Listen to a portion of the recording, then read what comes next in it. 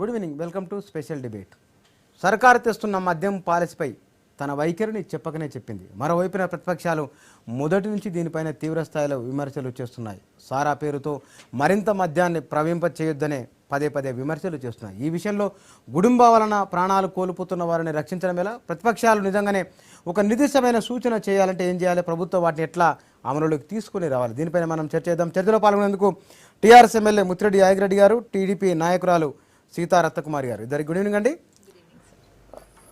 యాదగిరెడ్డి గారు, గడిచిన కొంతకాలంగా లేదా 2 రోజుల కిందనే సంబంధిత శాఖ మంత్రి ప్రభుత్వం ఎలాంటి పాలసీ మద్యం విషయంలో తీసుకుని రాబోతుందో ఆయన చెప్పకనే కొంత క్లారిటీ ఇచ్చింది.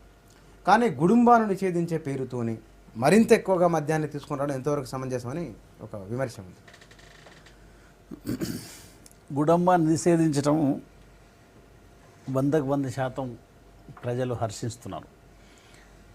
ఎందుకంటే ఇప్పుడు జనగామ కాన్స్టిట్యున్సీ లెక్కకు తీసుకుంటే గత 6 ఏళ్ల సంది నేను తిరిగి చూసిందంటే దాదాపు 95 చావులు గుడుంబ చావులే.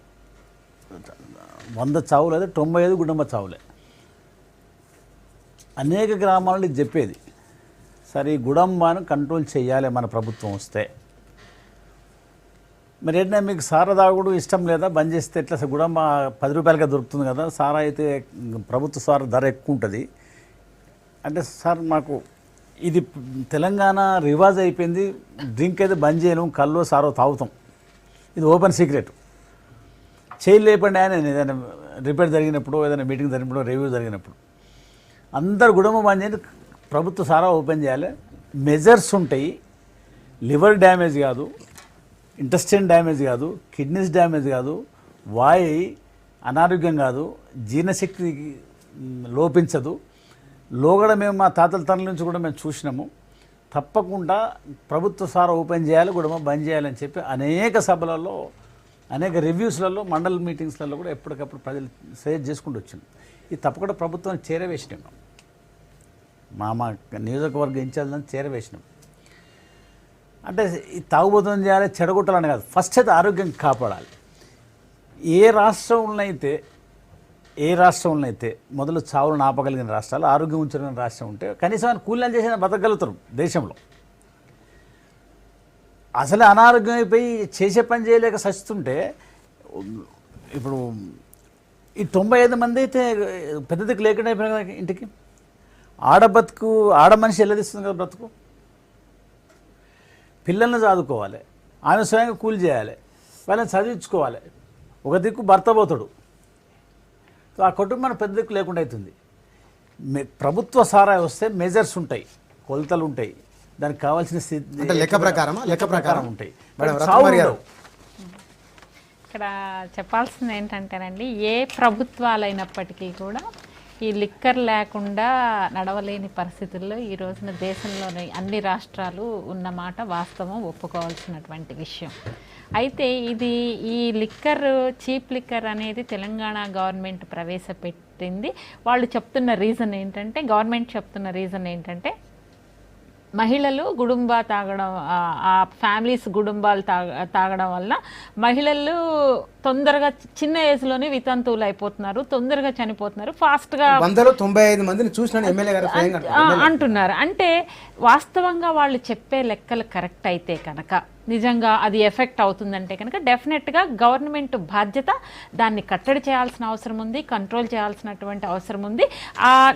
ఆ యొక్క ఎవరైతే క్షేత్రస్థాయిలో పూర్ పీపుల్ ఎవరైతే ఉన్నారో వాళ్ళకి న్యాయం చేయాల్సినటువంటి బాధ్యత ఆ ప్రభుత్వాల మీద ఉంది. ఒకవేళ నిజంగానే టీఆర్ఎస్ ప్రభుత్వం దీని వెనకాల ఏమీ రాజకీయ మతలబు లేకుండా ఆ విధంగా ఆలోచించామని చెప్తున్నారు కేసీఆర్ గారు. అలా డెసిషన్ తీసుకున్నట్టయితే కనుక ఈ చీప్ లిక్కర్ని ప్రతి చోట పెట్టడం అనేది అంటే మీరు ఒకదాన్ని కంట్రోల్ చేయాలనుకుంటున్నారు, రెండో దాన్ని ఇంప్లిమెంట్ చేస్తున్నారు. అయితే మీరు ఈ రెండో దాన్ని ఇంప్లిమెంట్ చేయడం మీరు న్యాయం చేస్తున్నట్లుగా ఒక కన్వే చేస్తున్నారు ఒక మెసేజ్ని. అంటే నిజంగా మీరు కంట్రోల్ చేసే ఉద్దేశం ఉంటే మొత్తానికి కంట్రోల్ చేయాలి, లేదంటే అంచెలంచెలుగా అన్నా కంట్రోల్ చేయాలి. ఈ లిక్కర్ అనేది, చీప్ లిక్కర్ అనేది అంటే దాదాపు 15 రూపాయలకి 30 రూపాయలకి, అంటే ఒక టీ కాఫీ తాగే డబ్బులతోటి they can buy liquor, cheap liquor. అంటే ఇది ఎంత చిన్న పిల్లలైనా కూడా ఇమీడియట్గా వెళ్ళి 10-15 రూపాయలు ఉంటే ఇమీడియట్గా కొనుక్కుని తాగేసేటువంటి పరిస్థితి ఈ రోజున టీఆర్ఎస్ కానీ ప్రభుత్వం వాళ్ళ మనం కల్పించింది. వాళ్ళు అంటున్నదంటే సీసా సారా కూడా 15-20 రూపాయలు 30 రూపాయల లోపే ఉంది. ఆ 20-15 నిజంగానే 20 రూపాయలు పెడితే ఒక టిఫిన్ చేయొచ్చు ఫుట్పాత్ మీద. అదే 20 రూపాయలతోని ఒక సీసా సారా కొనొచ్చు. వాళ్ళు అంటున్నారు ఏంటంటే 15-20 రూపాయలు ఎట్లాగో ఖర్చు పెడుతున్నారు కాబట్టి ఆ 20-15 రూపాయలతో ఆరోగ్యం పాడు చేసుకునే దానికి బదులు రీప్లేస్మెంట్ చేస్తే కొంత ఆరోగ్యం బాగుంటది కదా అనేది. అది ఇంటెన్షన్, గవర్నమెంట్ ఇంటెన్షన్ కరెక్ట్ గానే ఉందండి. అంటే వాళ్ళు ఏంటంటే ఫ్యామిలీస్ డిస్టర్బ్ అవ్వకూడదు, ప్రాణాలు పోకూడదు అనేది ప్రధానమైన అజెండాగా మీ ప్రభుత్వం చెప్తాంది. అయితే నేను అనేది ఏంటంటే ఇక్కడ మీరు ఒకటి కంట్రోల్ చెప్పి ఈ ఇంకా ఏమన్నా ప్రజలకు ఇంకా ఏమన్నా అన్యాయం జరుగుతుందా ఇది ఇంప్లిమెంట్ చేయడం వలన అంటే పూర్తిగా కంట్రోల్ చేయాల్సిన బాధ్యత కూడా ఉంది కదా. అయితే దీన్ని మీరు ఇక్కడ పక్కన పెడితే ఈ రోజున గవర్నమెంట్ ఏమంటుందంటే ఇది ఒక విధంగా మాకు లాస్ అంటుంది. దాని మీద ఎగ్జామ్టెడ్ ఫ్రమ్ ద వ్యాట్ అనేది మాకు లేదు. 1200 కోట్లు దాదాపు మంత్లీ మాకు లాస్ వస్తుంది. మాకు లాస్ వచ్చే విధంగా మేము ఎందుకు చేసుకుంటాం, మాకు ప్రజలదే సంక్షేమమే కరెక్ట్ అనేసి మాట్లాడుతున్నారు. అయితే నేను అనేది ఏంటంటే ఇక్కడ ప్రతిపక్షాలు అన్ని మిగిలిన రాజకీయ పక్షాలు ఇంక్లూడింగ్ తెలుగుదేశం పార్టీ, మా పార్టీ కూడా ఇది మీరు స్ప్రెడ్ చేసేస్తున్నారు అనేది ఒకటి చెప్తున్నారు. నేను చెప్పేది ఏంటంటేనండి ఇక్కడ పొలిటిసైజ్ కాకుండా ఒక సదుద్దేశంతో ప్రభుత్వం, అది ఆంధ్రప్రదేశ్ ప్రభుత్వం కావచ్చు, తెలంగాణ ప్రభుత్వం కావచ్చు, సదుద్దేశంతో నిజంగా ఫ్యామిలీస్ని సేవ్ చేసే ఉద్దేశంలో పెడితే let's see, wait and see, ఒక 1 or 2 months చూద్దాం ఏం జరుగుతుంది. నిజంగా గుడంబా చావులు తగ్గుతాయా పెరుగుతాయా, చీప్ లిక్కర్కి ఇంకా అలవాటు పడి తెలంగాణ ప్రజలు మత్తులో జోగుతారా, ఎందుకు చీప్ లిక్కర్ 15 రూపాయలకు మీరు ఇంప్లిమెంట్ చేస్తున్నప్పుడు ఈ గుడుంబా చావులు తగ్గిస్తాయా లేకపోతే తెలంగాణ ప్రజలు మత్తులో జోగుతారా, ఇది యొక్క ఈ ఇంపాక్ట్ అనేది రావడానికి 2-3 months టైం పడుతుంది. నిజంగా ఆ రోజున దీనికన్నా దారుణమైన పరిస్థితులు, ఎందుకంటే 10-15 రూపాయలు పెడితే వచ్చేసే అటువంటి దారుణమైన పరిస్థితి ఎదురైతే గనక అప్పుడు డెఫినెట్గా ప్రభుత్వం మీద అటాక్ చేయాల్సినటువంటి బాధ్యత ప్రతిపక్షాల మీద కూడా ఉంది. ఆ రోజు నా వాయిస్ కూడా మారిపోవచ్చు, ఎందుకంటే మీరు ఆ రోజున రాంగ్ డెసిషన్ తీసుకున్నారు. బట్ ఈ రోజున ఏంటంటే గుడుంబా వాళ్ళ లైఫ్లు సేవ్ చేద్దాం అనేది ఏదైనా ఒక మంచి సదుద్దేశంతో ఏ గవర్నమెంట్ స్టార్ట్ చేసినా కూడా వెయిట్ అండ్ సీ, అంటే ఎంతవరకు ఇది ఇంప్లిమెంటేషన్. అయితే ఇక్కడ $1 million క్వశ్చన్ ఏంటంటేనండి how far they can implement. ఇక్కడ అడ్మినిస్ట్రేషన్ అనేది కూడా ఉంది. మీరు ఇంప్లిమెంట్ చేసే విధానంలో తెలంగాణ ప్రజలు ఉపయోగపడుతుందా లేకపోతే ఇంకా లోతుగా వెళ్ళిపోయి ప్రాబ్లమ్స్లో ఇరుక్కుంటారా. ఇట్ షోస్ కేసీఆర్ గారి అడ్మినిస్ట్రేషన్ స్కిల్స్ కూడా, ఎందుకంటే ఇమీడియట్గా ఇది అవ్వడానికి అవకాశం ఉంది. ఎందుకంటే ప్రతిరోజు ఏ మంచినీళ్ళు దొరికినా దొరకకపోయినా కూడా ఈ రోజున 15 రూపాయలకు లెక్కర్ దొరుకుతుందంటే ఇట్స్ మంచినీళ్ళ కన్నా ఈజీగా లెక్కర్ దొరికే పరిస్థితి తెలంగాణలో ఉందని భావించాల్సి వస్తుంది. There are plus points and minus points. లోగడ గత ఇక్కడ ఎక్సైజ్ వాళ్ళు తీసుకున్న నిర్ణయం, లోగడ తీసుకున్న ప్రభుత్వాల నిర్ణయం సారా బంద్ చేసిన తర్వాత గుడంబ ప్రాబల్యానికి వచ్చింది. లోగడ గుడంబ ఉండేది కాదు. ఎందుకు ఉండేది కాదు, మండల్ వైజు ఎవరైతే లిక్కర్ తీసుకొని నడుపుతారో వాళ్ళకి రైడింగ్ గ్రూప్స్ ఉంటాయి. ఒక జీప్ నిండా మందిని ఇచ్చేసి తిరుగుతున్న వాళ్ళకి అదే పని. వాళ్ళు ఎక్కడ పెడతారు, చెట్లల్లో గుట్టలలో బాయిల దగ్గర నీరున్న చోట పెట్టుకుంటారు వాళ్ళు. ఈ గ్రూప్స్ తిరిగి ఏం చేస్తారంటే అన్ని బద్దలు కొట్టేస్తారు. అది అప్పుడు గుడంబ కంట్రోల్ అయిపోయి ఈ గవర్నమెంట్ సప్లై చేసినటువంటి మెజర్ సారా తాగేటోళ్ళు ఇన్ని సావులు లేకుండే. ఇది మళ్ళీ ప్రవేశపెట్టాలనే దాని మీద ఇది ప్రజలు ఎట్లుంటారో ఏమైందో ప్రజల ఇష్టం కూడా చూడాలని అంటున్నారు వారు. నేను స్వయంగా మండల వైజు నా దగ్గర 5 మండలాలని రివ్యూలో ఎప్పుడు అనేవాడిని, అన్నీ అయిన తర్వాత దీన్ని పెట్టేవాడిని, ఒపీనియన్ తీసుకున్నాయని. సార్ గుడంబ బంద్ చేయాలి, ప్రభుత్వ సారా ఓపెన్ చేయాలి అని అనేక సార్లు నేను వాళ్ళు అన్న దాన్ని ఫీడింగ్ తీసుకొని నేను ప్రభుత్వానికి తెలియజేసి తప్పకుండా చెప్పి నేను ఫీడ్బ్యాక్ ఇచ్చాను. ఇవాళ మా బాధ్యత అది, కాన్స్టిట్యూన్సీ ఇన్ఛార్జ్ కానీ ఎమ్మెల్యే కానీ. ఇవాళ నష్టం ఇప్పుడు వారు అన్నట్లు కోట్ల, నేను దాన్ని విభజించడం వారు చెప్పిన మాట 100 రూపాయలు వస్తాయి. ఏంది జరుగుతున్నది 1200 కోట్లు అనేది వాస్తవం. కానీ నాగిరెడ్డి గారు 1200 కోట్ల రూపాయల నష్టము ప్రభుత్వం వస్తున్న ఆదాయంలో తగ్గుతున్న నష్టమా లేకపోతే కనుక మీరు ప్రభుత్వం ఎదురు ఖర్చు పెడుతుందా వాటి కోసం? సేల్స్ ఇప్పుడు ఈ వైన్ షాప్లో సేల్స్ తగ్గుతుంది, ఆ సామర్థ్యంలో ఉన్నది ఇటు మారుతారు. గుడంబ కాదు కదా, ఇది ప్రభుత్వం సప్లై చేసే సారా కదా అని చెప్పి అక్కడ తగ్గుతుంది. అదంతా ఇక్కడ డైవర్ట్ అయిన తర్వాత అక్కడ వచ్చి ఆదాయం తగ్గిపోతుంది. చీప్ లిక్కర్కే మొగ్గు చూపుతారు. ఇక్కడ పైగా మెజర్స్ తోటి అనేక విధాల మెజర్స్ తోటి వచ్చే సారే కాబట్టి ఈ నష్టం జరుగుతుంది. అయినా ఏంటంటే వీళ్ళ సావులు ఆపాల మొదలు ఇది పెరుక్కుంటూ పోతుంది.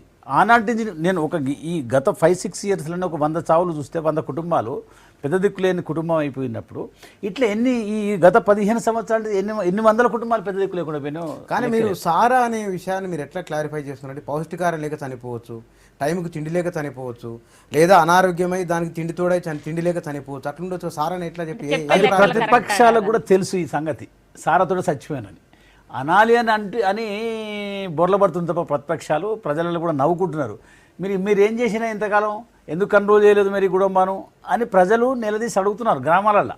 ఇది మంచి పని చేస్తుంది ప్రభుత్వం అని చెప్పి ఫస్ట్ స్వాగతిస్తున్నారు. ఇప్పుడు గ్రామజ్యోతి కార్యక్రమంలో గుడంబా బంద్ చేయాలంటే బంద్ చేస్తాం సార్, ఇప్పుడు ప్రభుత్వ సారా వస్తుంది కాబట్టి బంద్ చేస్తాము అని చెప్పి ఇప్పుడు నా దగ్గర 102 గ్రామాలు నా కాన్స్టిట్యూన్సీలు 102 గ్రామాలకు ఇదే ముచ్చట.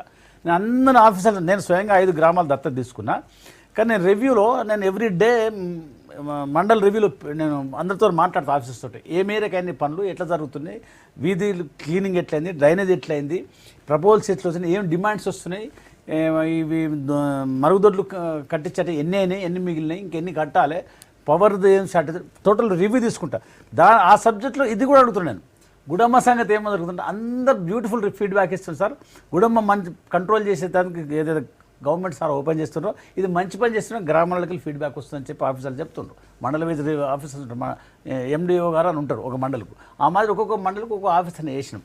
వాళ్ళ మరి ఫీడ్బ్యాక్ ఇస్తున్నాం. అంటే ప్రభుత్వం తీసుకున్న నిర్ణయం మేము స్వాగతిస్తున్నామని వస్తుంది గ్రామజ్యోతిలో. అంటే ప్రజల నిర్ణయం ప్రకారమే అమలు చేసినాం. సిద్ధార్థ్ నగర్ అంటే ఇక్కడ ప్రజల నిర్ణయం ప్రకారం అమలు చేశామంటున్నారండి.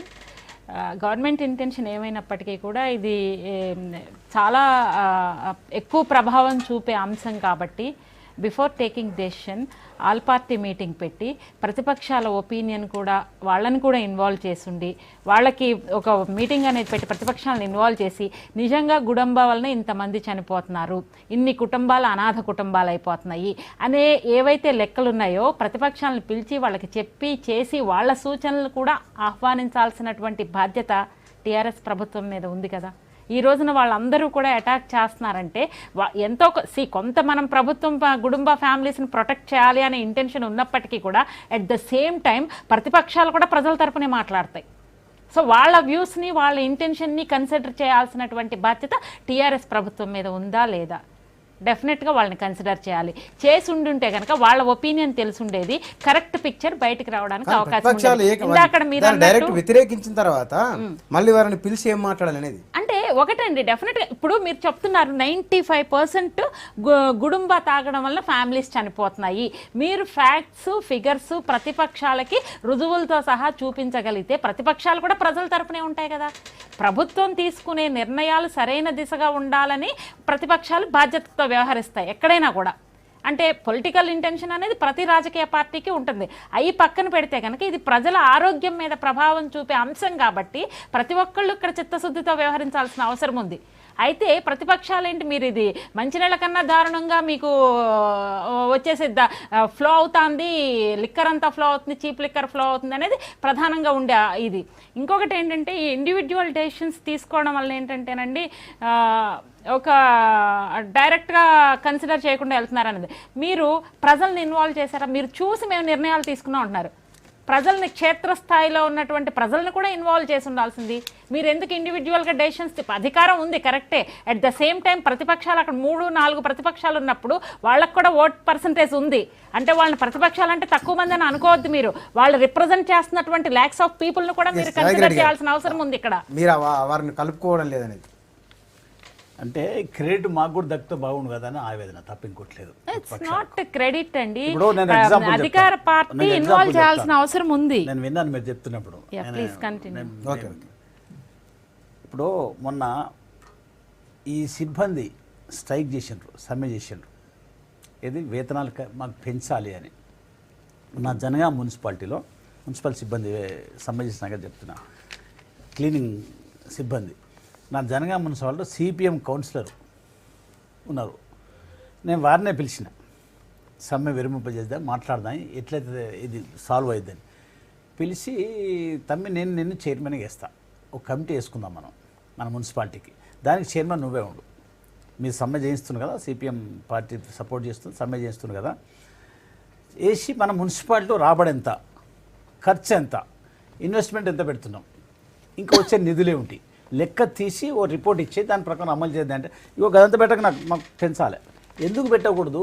ప్రభుత్వం చేయాలి. ప్రభుత్వంలో నువ్వు భాగం కదా, ప్రజలు నిన్ను కూడా ఎన్నుకున్నారు. ప్రభుత్వం అనేది ఏంది సపరేట్ ఉంటుందా ఏమన్నా? ప్రజలందరితో కలిస్తే ప్రభుత్వం అనేది ఏంటి, కావాల్సిన దానికి మంజూరు తీసుకొని మనం పని చేసుకుంటే త్వరగా అయితే ఏ పనైనా. ఇక్కడ నువ్వు ప్రభుత్వం సజెస్ట్ ఎందుకు చేయవు? నేను ప్రజలు ఓటేసి గెలిపించింది కదా, గెలిపించినప్పుడు ఎందుకు సజెస్ట్ చేయవు? నువ్వు ఎందుకు బేరీజ్ వేయవు? లెక్క ఎందుకు చేయవు? తప్పేందుకు తీస్తే బాధ్యత ఎందుకు తీసుకోవు? అది కాదు, ఊరికే రాయటం. బాధ్యత తీసుకోవాలని చెప్పి నేనే పిలిచి స్వయం గొప్ప చెప్పిన, చైర్మన్ ఉండమని చెప్పిన. అక్కడ మున్సిపాలిటీ ఈ విషయంలో, లిక్కర్ విషయంలో ప్రతిపక్షాలు ఏం చేస్తే బాగుంటుంది అనుకుంటున్నారు? ఏం లేదు, మామూలుగా గురించి మాట్లాడడం, మేము ఇచ్చిన సజెషన్ తోటే ప్రభుత్వం చేసిందని క్రెడిట్ కొట్టేసిన తప్ప ఇంకోటి లేదు. నేను చెప్తున్నాను. ఇప్పుడు కళ్యాణ లక్ష్మి ఉంది, ఏ ప్రతిపక్షం అన్న సంప్రదించి జరిగిందా? ప్రజలను స్టడీ చేసి మా ముఖ్యమంత్రి గారి క్షేత్రం నుంచి వచ్చింది కాబట్టి ఎలక్షన్ మేనిఫెస్టో ఎక్కడ చెప్పలేము, కానీ ఇది అవసరము ప్రజలకు అని చేసినాం. ఇది నష్టమా లాభమా? రెండవది, 200 రూపాయల నుంచి 1000 రూపాయలు చేసినాం. ఏ ప్రతిపక్షంతో సంప్రదించినాం? ప్రజలకు లాభం జరుగుతుందా, నష్టం జరుగుతుందా? లోగడ ఒక్కొక్క గ్రామానికి 1,00,000 రూపాయలు వస్తే ఇలా 5 లక్షల రూపాయలు సంక్షేమ పథకం కింద ప్రజలకు అందుతున్నాయి. కానీ ప్రజలు ఏమంటారు తెలుసా? నాకు కాన్స్టిట్యూన్సీ రిజల్ట్ చెప్తున్నాను మీకు. నేను రివ్యూలో ఈ మా గ్రామజ్యోతి కార్యక్రమం కొరకు రివ్యూ పెట్టినప్పుడు, కాన్స్టిట్యూన్సీ మొత్తం రివ్యూ పెట్టినప్పుడు నేను రివ్యూలో పెట్టిన, నా కాన్స్టిట్యూన్సీలో రాజస్థాన్ కంటే తక్కువ వర్షపాతం నమోదవుతున్నట్టు record of proof Jangaon constituency. Rajasthan కంటే మన భారతదేశం రాజస్థాన్లో తక్కువ వర్షపాతం. దాన్ని నేను ప్రభుత్వం సబ్మిట్ చేసిన, ముఖ్యమంత్రి గారు సబ్మిట్ చేసిన, రియలైజ్ అయిన వారు. నేను సంక్షేమ పథకాలు ఎన్ని వస్తున్నాయని లెక్కలు తీసి ముందర పెట్టిన. ఈ సంక్షేమ పథకాలన్నీ రద్దు చేసి నీళ్ళు ఇస్తే మనకేమైనా నష్టమా అంటే 100% రద్దు చేయండి. సంక్షేమ పథకాలు ఒక్కటి కూడా, ఈ 4 మేము భరిస్తాం, మా పెద్ద మనుషులు మేము సాధుకోగలుగుతాం, కూలి 4 ఇట్లా బ్రతుకుని అట్లా బతకగలుగుతాం. నీళ్ళు కనుక ఇవ్వగలిగితే సంక్షేమ పథకాలే వద్దు తీర్మానం చేయండి, చేతులెత్తానంటే 100% చేతులెత్తారు. అంటే ఎంత ఇస్తున్నాం అంటే ఒక గ్రామానికి 5 నుంచి 8 లక్షల రూపాయలు. మీరు ఎట్లా సమర్థించుకుంటారు? ప్రతిపక్షం చెప్తున్నా, లిక్కర్ వైపు వస్తున్నారు. మొత్తం ప్రభుత్వం ప్రజలకు సంబంధించిన ఇష్టం కదా, నాట్ ఓన్లీ లిక్కర్ చిన్న పాయింట్ అయిపోతుంది. ప్రజలకు మేలు చేసే స్థితిలో ప్రభుత్వం ఎట్లా మూవ్ అవుతుందన్న దానికి ప్రజలు కూడా ఈరోజు నికాలాస్గా ఉన్నారు. సంక్షేమ పథకాలు వద్దు అనే స్థాయికి వచ్చిందంటే ప్రజలు ఎడ్యుకేట్ అయినారు. అరే మొత్తం అన్ని పేపర్లు రాసినాయి, సంక్షేమ పథకాలే వద్దు, మాకు నీళ్ళే ముద్దు అని తీర్మానం చేయగలిగిన స్థాయికి ఎదగగలిగిన ప్రజలు. అంటే ₹1,00,00,000 పక్కన పెడతాను, ఆ ₹1,00,00,000 నీళ్లకు కెనాల్స్ పెట్టమంటుంది. అట్లనే ఇలా ఇదేంటి, ఇలా ఇంద్రమ్మ ఇళ్ళది ఉన్నది, ఇంద్రమ్మ ఇళ్ళు ప్రతిపక్షం ముందు తీసి పెట్టినాం, లెక్కలు తీసి పెట్టినాం. ఇంద్రమ్మ ఇళ్ళకి పైసలు ఇస్తారు ఉట్టిలోళ్ళి కాకిలోళ్ళి తీసి ముందర పెట్టినాం. ఎవరెవరు ప్రతిపక్షాలు ఉన్నప్పుడు, ఈ ప్రభుత్వాలు ఉన్నప్పుడు మింగినది ముందర పెడితే గమనం గొంతు తీసుకొని కూర్చుంటారు. బయటికి పోయి అంటారు ప్రజల దగ్గర పోయి. ఇలా ప్రజలు కోరుకున్నదే ప్రభుత్వం చేస్తున్నదా? సీతార్థం గారు, ప్రజలు కోరుకుంటున్నారు కాబట్టే ప్రజలను ఆయుష్ పెంచేందుకోసమే ఓ లెక్కన చెప్పాలంటే యాగిరి గారు చెప్తున్నది సంక్షేమమే అని అంటున్నారు. దాన్ని ఎట్లా అర్థం చేసుకోవాలి? అంటే టీఆర్ఎస్ ప్రభుత్వం సంక్షేమ పథకాలని పక్కన పెట్టి నీరు ఇస్తే చాలు అన్నట్టుగా ఇందాక మాట్లాడారు ఎమ్మెల్యే గారు. అయితే ఇక్కడ ప్రజలకి మేలు చేస్తున్నారు అనేది ఒక అవగాహనకు వచ్చే ముందు నిజంగా అక్కడ ఉన్నటువంటి మహిళలు ఎక్కువగా సఫర్ అయ్యేది గుడుంబ కానీ చీప్ లిక్కర్ కానీ మగవాళ్ళు తాగితే కనుక సఫర్ అయ్యేది ఆడవాళ్ళు. ఎందుకంటే ఈవెన్ కొన్ని ఫ్యామిలీస్లో అయితే ఆడవాళ్ళు కష్టపడి చేసి వచ్చినప్పటికీ కూడా ఆ డబ్బుల్ని తీసుకుని కూడా తాగేసే కుటుంబాలు ఉన్నాయి. మగవాళ్ళు కొంచెం బాధ్యత లేకుండా ఉన్న, అందరూ అని నేను అనను, కొన్ని కుటుంబాలు. మీరు ఇటువంటి నిర్ణయం, దీని బదులు మేము ఇది ప్రవేశపెడుతున్నాము అని మీరు అనౌన్స్ చేసే ముందు మహిళలతోటి చర్చించారా? మహిళా నాయకులు అక్కడ ఉన్నటువంటి ఆ యొక్క బస్తీల్లోని మహిళలతోటి కానీ ఎవరితోటన్నా ఒక గ్రూప్ ఆఫ్ మెంబర్స్ని కూర్చోపెట్టి మాట్లాడి మీరు నిర్ణయం తీసుకున్నారు? పోనీ ప్రతిపక్షాలను మీరు పట్టించుకోలేదు, వదిలేయండి. ప్రజలకు ఏది మంచి జరుగుతుందని మీకు మీరు డిసైడ్ చేసేసుకుని మీకు మీరు ఇంప్లిమెంట్ చేయడం అనేది ఎంతవరకు కరెక్టు? మీరు తీసుకోండి, ఓకే ప్రజల కోసమే తీసుకున్నారంటే తీసుకోండి, నథింగ్ రాంగ్. అయితే మీరు ఇక్కడ మహిళల్ని కూడా ఇన్వాల్వ్ చేయాల్సిన అవసరం ఉంది. ఎందుకంటే వాళ్ళు అల్టిమేట్గా సఫర్ అయ్యేది వాళ్ళు. మీరు ఈ చీప్ లిక్కర్ని ప్రవేశపెడుతున్నారంటే 15 రూపాయలకి 90 ml, 180 mlకి 30 రూపీస్కి వచ్చేస్తుంది. ప్రజల కొరకు కదా, లీడర్లు అందరూ ప్రజల కొరకు పనిచేస్తున్నారు, ప్రజలతో ఒపీనియన్ తీసుకుంటే నేను అనేది మా మహిళలతోటి ప్రభుత్వం ప్రజల కొరకు పనిచేస్తుంది. చేసే తీసుకున్న నిర్ణయము ప్రజల కొరకు నిర్ణయం తీసుకున్నాం, ఎలక్షన్స్ కొరకు నిర్ణయం తీసుకోవడం లేదు. ఎలక్షన్కి ఏనాడేస్తారు. మా కేసీఆర్ గారు కాన్స్టిట్యూన్సీలోనే ఉండేవారు. వారు ఓటమైనా తెలియదు. పనిచేస్తున్నప్పుడు ప్రజలు వాళ్ళ కొరకు ఏం కావాలో అది పనిచేస్తున్నారు కాబట్టి ఆయన గెలిపించారు. టీడీపీ ప్రభుత్వం దీన్ని ఓడగొట్టాలని తెలంగాణ రాష్ట్ర సమితి ఫామ్ చేసిన నాడు ఎట్లన్నా ఈయన ఒక్కరిని ఓడగొడితే అసలు ఈ ఉద్యమం పోతుంది కదా అని చెప్పి అంటే రిజైన్ చేసి నిలబడితే రెట్టింపు మేరతో గెలిపించారు. ప్రభుత్వం మొత్తం వచ్చి మీద పడ్డారు. మంత్రులందరూ పోయి ఇన్ఛార్జ్ పోయి ఒక్కొక్క ఊరికొక మంత్రి చొప్పున పోయినరు. మండలానికి ఒక మంత్రి, ఊరికొక ఎమ్మెల్యే పోయి ఆ సిద్దిపేట కాన్స్టిట్యూన్సీ పడ్డారు. తరిమి కొడితే ఇప్పుడు అప్పుడున్న మంత్రులను తరిమి కొడితే కంచి ప్రజలు తరిమి కొట్టిండ్రు.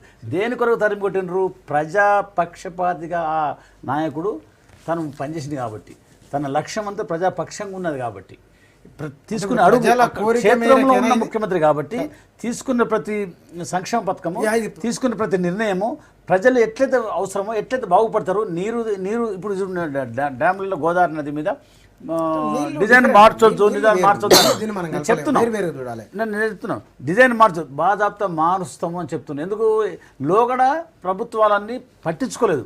గోదావరి నది మీద నేను చూసిన నా కళ్ళతో సీఎం గారి ఇంట్లో స్క్రీన్ మీద 93 కట్టినరు. ఒక బాబ్లీ కింద పట్టుకొని ఉట్టి గిలగిల చేసి వచ్చిన లొల్లి, ఉట్టి లొల్లి పనికి మళ్ళీ లొల్లి చేసి వచ్చిన. కానీ అట్లాంటి 93 నా కళ్ళతో చూసిన. ఇంకా లెక్క చేసి సరిగా చూస్తే వారైతే 200 చెప్తున్నాను.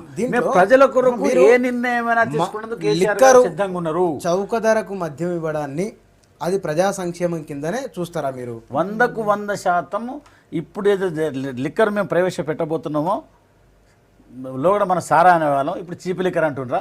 100% ప్రజల ఆరోగ్యరీత్యా ప్రజల డిమాండ్ మేరకు ప్రతిపక్షాలు అనేది లిమిటెడ్ కదండి. ప్రతిపక్షం అనేది ఇప్పుడు ఎవరిని పిలుస్తామంటే సపోజ్ టీడీపీ నుంచి ఒక లీడర్ని పిలుస్తారు, ప్రతిపక్ష హోదాలో 2 పిలుస్తారు. అట్లే అనేక పార్టీల నుంచి వచ్చిన ఇంకా బీజేపీ కానీ ఇంకోటి కానీ కాంగ్రెస్ కానీ వస్తే 1-2 పిలుస్తారు. కానీ వీరి అభిప్రాయం కంటే ప్రజాభిప్రాయం విన్నా. ఇక్కడ ప్రజల చీప్ లిక్కర్ సప్లై చేయడం అనేది అసలు సంక్షేమం కాదండి. సంక్షేమం అంటే ఏంటంటే ప్రజలు అభివృద్ధి పదంలో పయనించడానికి తీసుకునే చర్యలు సంక్షేమ. ప్రజా ఆరోగ్యం కాపాడడం కూడా ప్రభుత్వాల బాధ్యత. ఒక్క నిమిషం అండి. ఇప్పుడు వారు క్లియర్గా వారు ఏమంటుంది, మా తెలంగాణ రివాజ్ బాధాప్తం మేము సాయంత్రం పూట కష్టించి తాగుతాము, దాపరికం లేదు. ఈ గుడమ్మ తాగే వల్ల సారా ఇస్తే మా ఆరోగ్యం పాడు కాదు. నేను అనేది ఏంటంటే ఇక్కడ చీప్ లిక్కర్ మేము సప్లై చేయడం ప్రజా సంక్షేమంగా చూస్తున్నామంటే అది దురదృష్టకరం. అది కాదు. నేను ఇందాక చెప్పినట్టు ప్రజా సంక్షేమ కార్యక్రమాలు ఆర్థిక చేయూతనిచ్చి అభివృద్ధి పదంలో నడపడానికి ఉపయోగపడే కార్యక్రమాలు మాత్రమే ప్రజా సంక్షేమం కిందకు వస్తాయి. గ్రామీణ జ్యోతి అది ఉపయోగపడుతుంది. కొన్ని టీఆర్ఎస్ ప్రభుత్వం తీసుకున్నటువంటి గ్రామీణ జ్యోతి అనే పథకం it's a welcome step. Let us see how far they can implement. అలా కొన్ని అలాంటివి అభివృద్ధి కార్యక్రమాలు అంటే ఒప్పుకుంటాం. కానీ చీప్ లిక్కర్ని మీరు ఇష్టం వచ్చినంత ఇవి తాగండి మీ ప్రాణాలకి హాని ఉండదు అనేది చేయడం అనేది సంక్షేమ కార్యక్రమం. అని మీరు 15 రూపాయలకి ఇస్తున్నారంటే ఏంటండి? కాదండి, మీరు 15 రూపాయలకి 10 రూపాయలు దొరుకుతుంది. 15 రూపాయలకి 10 రూపాయలు, ఇది 15 రూపాయలు ఎక్కువే అయినా ప్రభుత్వానికి నష్టమే. మీరే చెప్తున్నారు 1200 కోట్ల నష్టం జరుగుతుంది అనేది. అవును, ఓపెన్ సీక్రెట్ అది. మీరు 1200 దాన్ని మేము ఎందుకు భరించాలి? పోనీ 1200 కోట్లు దేని కొరకు భరించాలి? ఆ 1200 కోట్లు సంక్షేమ లాభం ఇది కదా, దేని కొరకు భరించాలి? ఇది చెప్పమండి ప్రతిపక్షాలను. ఒకటండి, వ్యాట్ ఎగ్జంప్షన్ ఉంది దీనికి. దానివల్ల 15-16 ఫైనాన్షియల్ ఇయర్కి 1200 కోట్లు లాస్ వస్తుంది అనేది ఒక ఎస్టిమేషన్ అనేది ఉంది. మీరు దీన్ని 1200 కోట్ల నష్టానికి మేము చేస్తున్నాం అంటే అది ప్రజా సంక్షేమం అనుకోవడం కరెక్ట్ కాదంటున్నా నేను. ఇప్పుడు పక్కన ఉన్నటువంటి స్టేట్లు తమిళనాడు,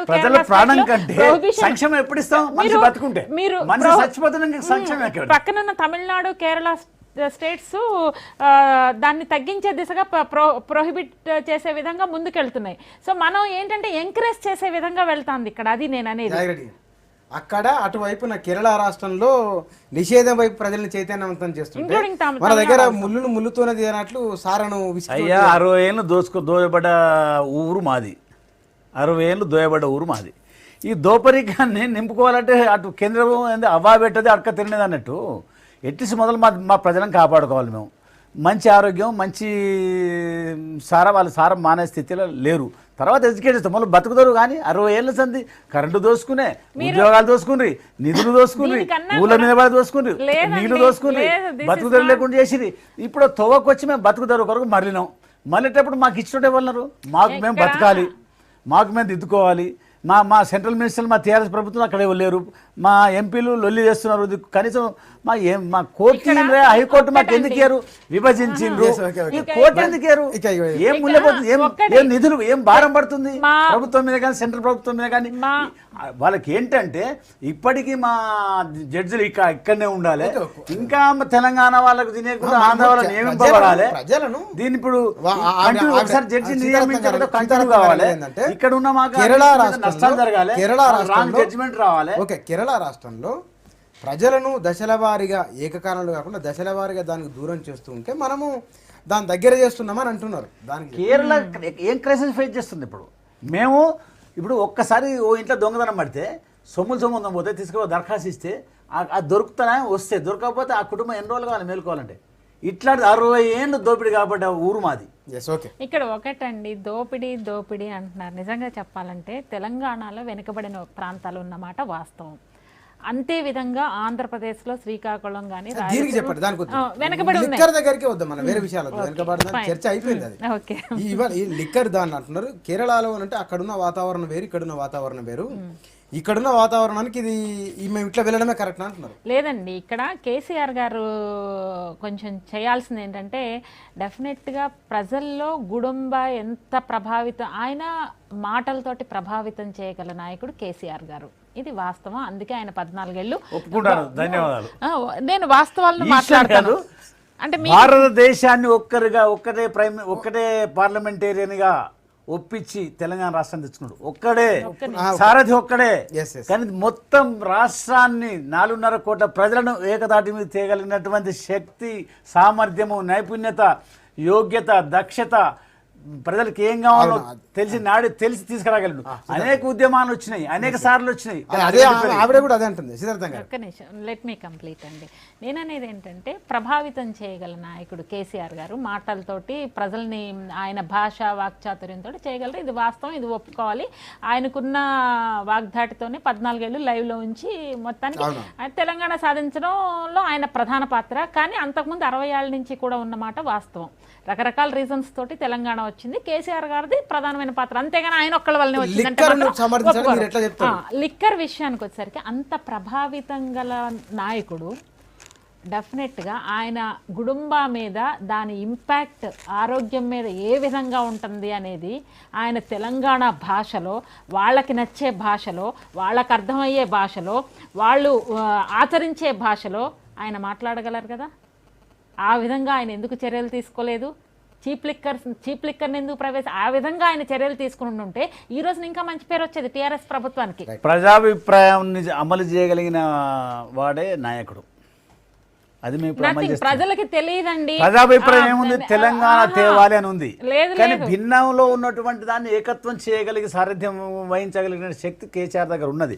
ప్రజలకు కావాల్సిన దాన్ని, ప్రజలకు ఏమున్నది ఇక్కడ కావాలని గుడంబ కంట్రోల్ చేయాలన్నది.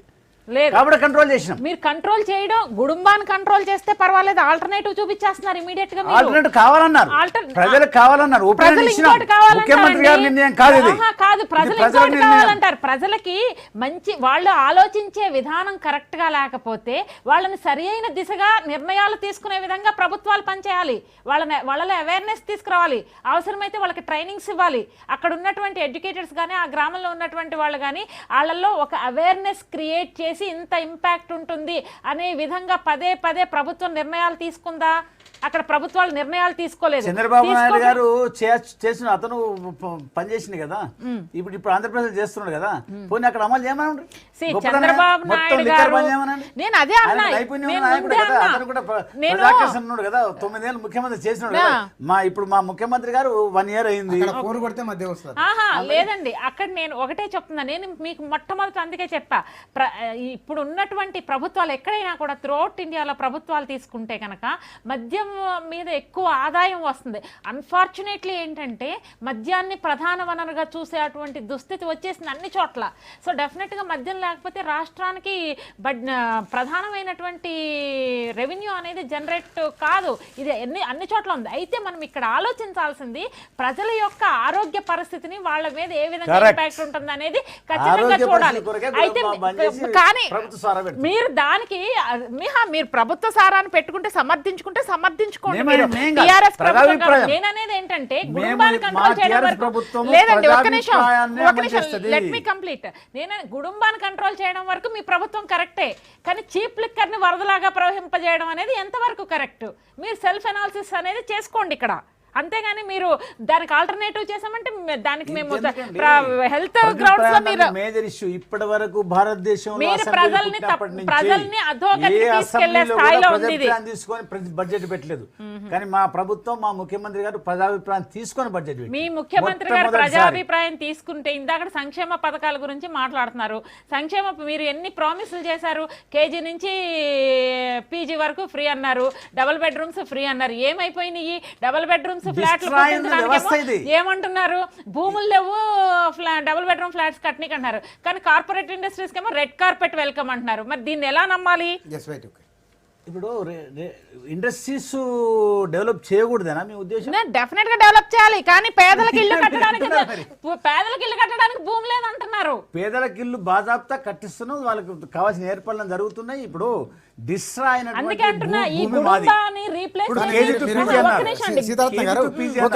ఆర్గ్యుమెంట్ ఒకటి, ప్రధానంగా గ్రామీణ ప్రాంతాలలో అటు ఆంధ్ర అయినా తెలంగాణ అయినా, ఈ తెలంగాణ ప్రాంతంలో అయితే కనుక రాష్ట్రంలో కూలి పనో లేదా వ్యవసాయం పనో చేసేసిన తర్వాత అలసట తీర్చుకోవడం కొంత తీసుకున్న మాట వాస్తవమే. గ్రౌండ్ రియాలిటీ ఉంది. వాళ్ళు సారా దాగి ఆరోగ్యం పాడు చేసుకునే దానికంటే కొంతలో కొంత ఇది బెటర్ కదా. 100% ఆరోగ్యం కంట్రోల్ ఉంటుంది. మెజర్ సారా ఇది ఏదైనా విషయంలో ఈ డ్రింక్ చేయడం అనేది సోషల్ పార్టీస్ లో కూడా ఉంటుంది. అన్ని చోట్ల అన్ని లెవెల్స్ లోను సోషల్ పార్టీస్లో అన్నిట్లో కూడా డ్రింక్ అనేది ఉంది, కామన్ అయిపోయింది. నేననేది ఏంటంటే మీరు ఓకే దానికి ఎక్కడన్నా రెస్ట్రిక్షన్ పెట్టారా? చీప్ లిక్కర్ని ఎక్కడంటే అక్కడ 30-40 చోట్ల ఎక్కడ మండలాల్లో ఇప్పుడు ఇమీడియట్ గా పెడుతున్నారు. భవిష్యత్తులో ఇంకా అన్ని చోట్ల దీన్ని స్ప్రెడ్ చేసి అవును నష్టం అయినా వాళ్ళకి ఏంటంటే తాగే వాళ్ళు మానుకోని స్థితి లేరు. ఇది తక్కువ పెడితే మళ్ళీ ఎక్కడో సందులో కొందరు గుడమ తెచ్చుకుంటారు. ఇది బెటర్ అని చెప్పి మెజర్ సారా ఇబ్బంది లేని సారా నష్టం లేని సార్ గారు మీరు అందుబాటులో అంటే మరి హైదరాబాద్ నగరంలో ఉన్న వారు కూడా మరి 15 రూపాయలకి ఇస్తారా? ఓన్లీ ఊర్లో ఉన్న వాళ్ళకేనా? ఇయ్యరు. ఇక్కడ కూడా ఆ బాపతు గరీబ్ వాళ్ళు ఉన్నారు, పేద వాళ్ళు ఉన్నారు. తప్పకుండా ఇక్కడ కూడా ఉంటుంది చీప్ లిక్కర్. తప్పుదోవ పట్టిస్తున్నారండి. మీరు కొంత రెస్ట్రిక్ట్ బాధ్యత ఉంది. ప్రజల్ని మీరు మహిళల్ని ఇన్వాల్వ్ చేశారా? మహిళల్ని ఇన్వాల్వ్ చేశారా? మీకు మహిళల్ని ఒపీనియన్ రాదు. కోట్లాది మంది ప్రజల అభిప్రాయం లేదండి. వెరీ సారీ, మీరు మహిళల్ని ఇన్వాల్వ్ చేశారా? మహిళా నాయకులు కాదండి, బస్తీలో ఉన్న 10 మంది మహిళల్ని తీసుకురండి, వాళ్ళ బాధలు వాళ్ళు చెబుతారు. మీరు ఒకసారి రండి బస్తీల్లో. ఇప్పుడు తెలంగాణకు ఈవినింగ్ మనం ఎప్పుడైనా సార దుకాణం పోదాం పెట్టిన తర్వాత ఇద్దరు భార్య భర్తల కోసం లక్షణ ముచ్చట పెట్టుకుంటా ఓ గుడ్డో శాపం ముచ్చుకు ఇద్దరు ముచ్చట పెట్టి చరిత్రగా చరింత తాగి మంచిగా మాట్లాడుకుంటూ పోతారు. రండి చూపిస్తాం. వాళ్ళు కష్టం చేసుకున్న దాన్ని ఆరోగ్యాన్ని కాపాడాల్సిన బాధ్యత ఇప్పుడు మా ప్రభుత్వం ఉంది. చేస్తున్నాం. అది నేననేది ఏంటంటే ఏదో ఆ చదువుకున్న 2-3 ఒక అమ్మాయి వచ్చి ఈ సారా బంద్ చేయాలి అంటే మీకు 99% కావాలంటుండే 1% అంటే అది ఇండస్ట్రీస్ లేదండి. అది ప్రజలకి చెర్లు ఉట్టిన వచ్చి అది ఇది ఊరికి పోయి తట్టమోసినారు. మా జానారెడ్డి గారు మోసినవరే, ఉత్తమ్ కుమార్ గారు మోసినవరే, ఎర్రబెల్లి దయాకరావు మోసినవరే.